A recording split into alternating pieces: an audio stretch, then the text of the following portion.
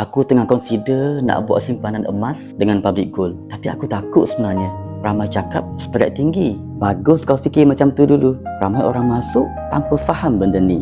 Memang betul, spread boleh jadi sekitar 5 ke 10%. Maksudnya kalau aku beli hari ini terus rugi? Secara teknikal, ya. Contoh mudah, kau beli emas 1 gram RM300. Kalau kau jual pada hari yang sama, mungkin syarikat beli dengan harga 270 atau 285 sahaja. Oh, jauh juga tu. Jadi, bagaimana nak untung? Kau kena tunggu harga emas naik lebih daripada spread. Sebab tu orang cakap emas ni game jangka panjang. Okeylah, katakan aku simpan RM300 sebulan. Agak-agak apa jadi selepas 5 tahun?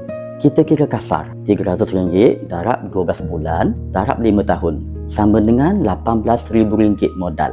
Katakan average harga emas naik 5% setahun. Nilai mungkin jadi RM22 hingga RM23,000. Jadi, untung sekitar RM4 ke RM5,000. Lebih kurang. Tapi ingat, itu kalau trend menaik konsisten. Ada masa harga boleh flat, ada masa harga turun. Jadi, apa beza simpan emas dengan simpan tunai? Tunai senang cair, tapi nilai susut sebab inflasi. Emas pula maintain kuasa beli.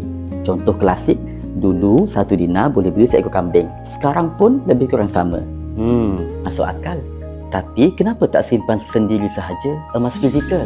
Boleh, tapi ada isu keselamatan dan disiplin. Dengan gap, kau paksa diri simpan konsisten tanpa pegang. Tapi ada risiko syarikat kan?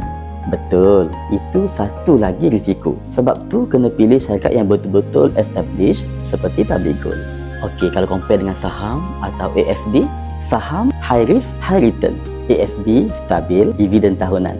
Emas low volatility, lindung nilai. Emas ni bukan untuk kaya cepat, tapi untuk lindung kekayaan. Jadi, apa strategi terbaik? Aku buat macam ni. 60% pelaburan, 20% tunai dan 20% emas. Oh, diversify. Ya, betul. Kalau kau letak semua dalam emas, kau rugi peluang growth. Tapi kalau tak ada emas langsung, kau terdedah kepada inflasi. Okey, soalan terakhir. Timing penting tak? Nak tunggu harga turun? Jangan overthink timing. Lebih baik konsisten. Kalau tunggu harga terbaik, biasanya tak mula-mula pun. Betul juga ya. Okeylah, mungkin aku start dengan kecil dulu. Itu paling penting. Mula dulu, optimize kemudian.